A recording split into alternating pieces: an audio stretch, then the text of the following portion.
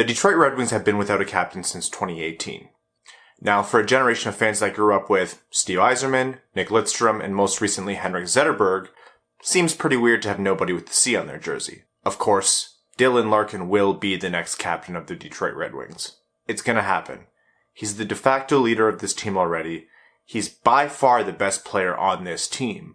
And he just had the most productive season of his career, not only in terms of points and penalty minutes, but also emerging as a leader on and off the ice. Red Wings fans have been clamoring for Larkin to be named captain all year, especially in the offseason. Myself included.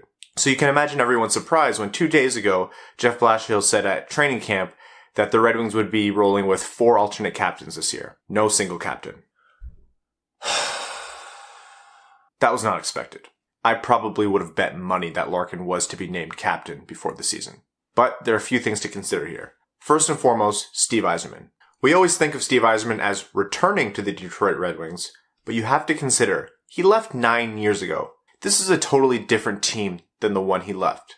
Yzerman said he wants to get to know the team before making that kind of decision. Now, you can take that at face value, which I do. I think it's very fair that he wants to establish who players are on and off the ice. Yes, he's obviously aware of who Dylan Larkin is, but I can see why he would want the season to play out. He's now had the time to make this his team. Staffing changes, roster changes, everything. This is Yzerman's club now. Still, even if we were talking about that before this decision came out, a lot of people, myself included, would have predicted that Larkin would be the captain before the start of the season. There was a significant amount of chatter throughout the offseason, not only just from fans and on Twitter and through hashtags, but from the players themselves. Larkin was even quoted saying that he would feel ready and be able to rise to the occasion if he were to be named captain. By no means did Larkin say it was his for the taking. He did always recognize the other veterans on the team. And just as a side note, Nick Cronwall just retired, and he's probably the only player who I thought would be reasonable to give the C other than Larkin. And even then, it still would have been Larkin because Cronwall was so close to retirement. It's obvious that Larkin will be named captain. As to when, that's now up in the air, but there's really no debate as to the fact that it's going to be Larkin. Between the 4 alternate captains that Blashill mentioned, Larkin, Glendening, Abdelkader, and Nielsen, Larkin is very obviously by far the best player, because Larkin is by far the best player on the Red Wings. Still, they are all seasoned veterans. All of them are very well regarded for their leadership, their commitment to the team, their communities, their presence in the locker room, everything that goes into what you think a leader should be off the ice. In terms of actual on-ice production, Larkin is really the only one who checks all those boxes as well. Yes, some of the other guys do bring a lot of positive traits to the ice, but we're not going to get into that debate right now. Now, does it matter who the 4 alternate captains are? No. Does it truly matter that Larkin doesn't have it yet? No. That didn't stop me from sending a few passionate tweets out. But I digress. The argument is, though, that with such a thorough lack of talent, why not just make Larkin captain now? Give the fan base something to hang on to. It is not an easy time to be a Red Wings fan. This team has been bad for a little while, and will be bad probably for a little while longer. And that's okay. This is now a team in a genuine rebuild. Yzerman came in and said, this is going to take time. This is going to take a lot of work. So, in the meantime, why not give the fans what they want? Here's the flip side of the argument.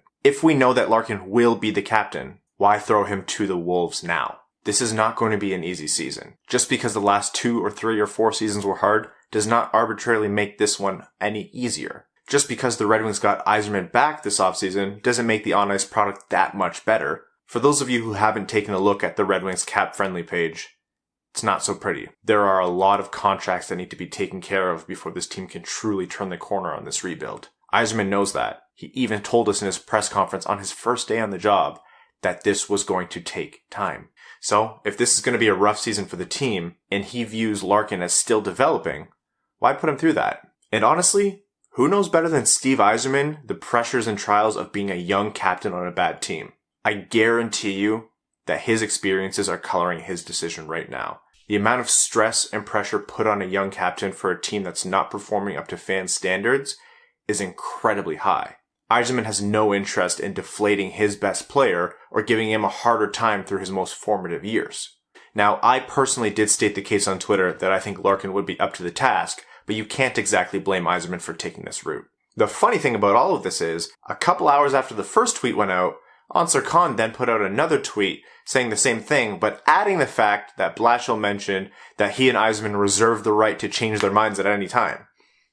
This is by no means set in stone. At any time, they could just flip the switch and just slap that C on Larkin's jersey. At the end of the day, two things are certain. One, Dylan Larkin will be captain. And two, it doesn't matter when. Yes, a lot of us would prefer that to be now, myself included. But as long as we know he will be captain, can't really blame Yzerman for wanting to do it his way. He has the experience, and he is still getting to know this team. All that really matters for the Red Wings this year is that they have the best season possible in terms of development. Their emerging young core needs to keep progressing the way they did last year. They want to see development from their young stars like Zadina, Veleno, and Seider, and basically just have the best season possible, knowing that expectations are going to be much lower than that of the Red Wings from 10 years ago. When the torch is passed, Larkin will be the one holding it. And I promise you, after it happens, we won't really care if it came a season or two too late.